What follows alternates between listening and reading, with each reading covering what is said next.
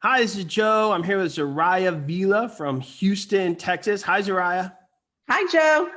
So you were a super successful agent within your first year, and I got three questions for you. Are you ready for your three questions?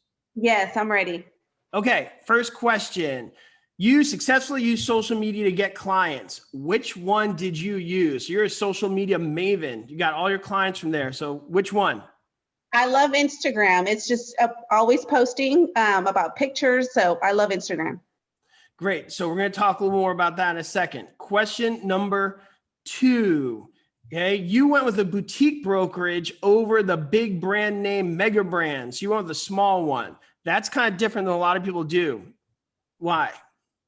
Well, I did that because I knew early on I wanted to market myself and brand myself. So you didn't want to be branded by the company. You want to be known for you and not have to Exactly. leverage the company. Okay. Correct. And last question, number three. What do you know now that you wish you knew before when you started? So for all the new agents who want to get going in the first year like you did. To be consistent and keep posting. Excellent. So that's great. Thank you so much. Awesome. And let's follow up on those. What do you think? Okay, so Let's first talk about the Instagram one, the Instagram. So you get a lot of business on Instagram. What are some tips? I noticed you said be consistent and keep posting. I assume you were talking about Instagram because we talked before we started recording. We're in a new era. People don't like seeing people in person. Social media was getting going before the virus, and now here we are. So if you're not updating your techniques, then bye-bye with the dinosaurs, right? Yes, you will be left behind if you are not up to the technology here with the Instagram and all the what's going on with Instagram. Lots of new things like the reels is major. So getting to do those things where it's going to get you more exposure. What percentage of your clients do you think comes from Instagram? I would say 90%.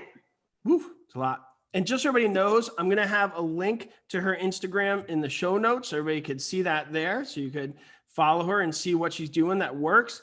You know, maybe be critical of you so you could see what you could do better. But honestly, you're doing awesome. So you guys are going to learn a whole lot, but always take what you can get from successful people. So what other tips do you have about using Instagram to, be consistent? Like, are there types of posts, types of themes? What kind of thing? Well, I would say, what is something that you like to do? Maybe post on that. Post things around your city. You go to a new restaurant, post, what you like about the restaurant. Give the restaurant some exposure. You're going to be, as known, and they're going to come to your page to see different things. And what I love about that, and we talked about this a little bit before, is you don't just go for the home run hit. You don't post everything saying like, list your $1 million property with me, list your $2 billion mansion. You got to build to it. And by you posting about restaurants and the community, you're establishing yourself as an expert and as a knowledgeable person. So when they do want to list with you, they're already comfortable with you. And that's the biggest lesson I think people should learn from you is building your social media account is a process of making them more comfortable with you. Right, correct. I have built so many relationships on there. People have learned, began to trust me, and also commenting. Take time to also reply to those comments, build those relationships.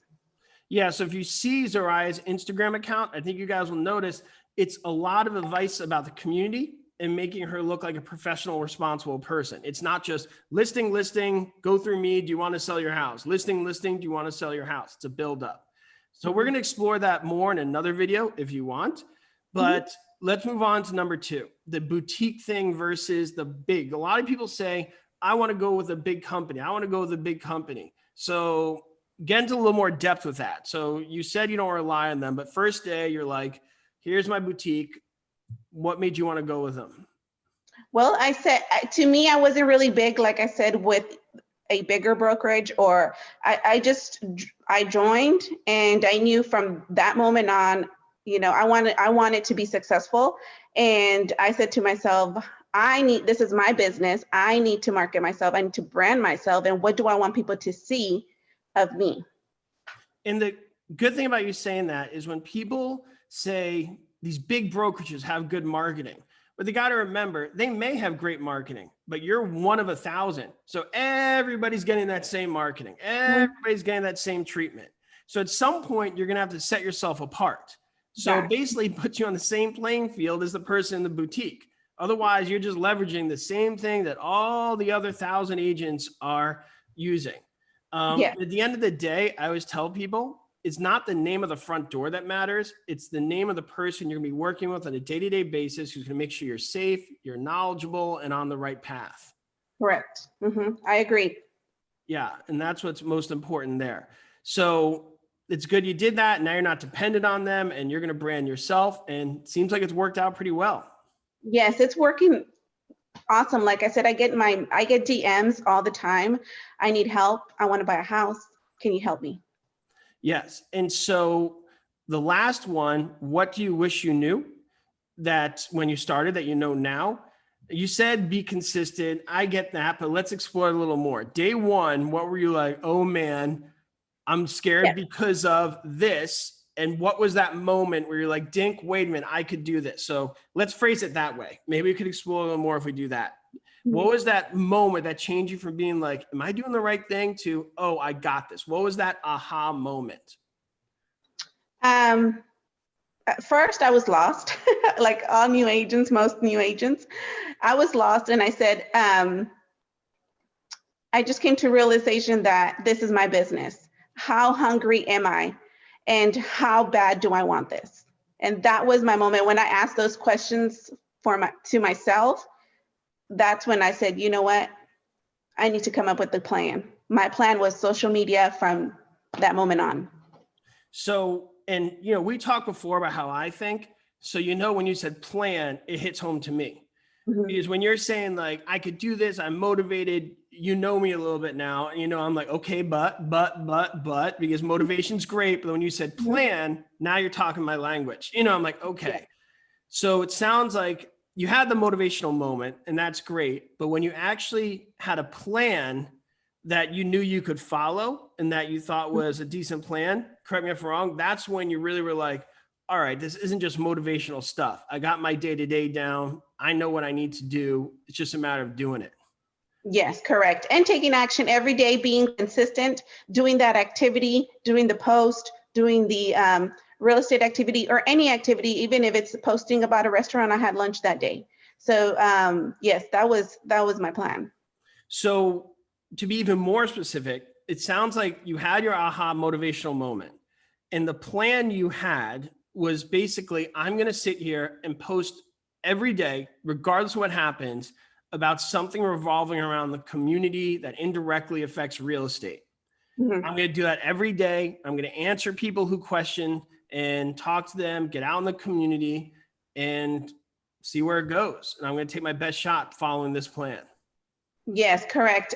Just being involved in the community, getting to know business owners around my community. Even if I would take, a restaurant, if they were selling tacos, I would take them, desserts and get to know the owner. They love that. And posting a picture, hey, brought them, they would post a picture too and tag me on it. So it works. Just getting to know business owners, my neighborhood, my community. So all of that. Great. So that's what I'll explore more later. That's an amazing piece of advice. I love it. So I think we're good for now. So if you guys want to follow Zoraya, Yes. Zoraya Vela from Houston, you could check it out in the show notes. I will put it down below. Check out her Instagram. You're going to see she does a lot of things amazing. You can learn from everything she does great. Maybe learn from some things she's going to want to do better. So follow her because it's always a process, right? Right. We may do things well, but if you follow people's Instagram, like myself or Zoraya, and you look at the early posts and the progression, you'll see mild changes. And I really recommend everybody follows that because as she's posting as much as she is, it's only going to get better, more refined. And I just love learning from the process of seeing, how it evolves. So yes. Thank you so much, Joe. Thank you. Have a great day.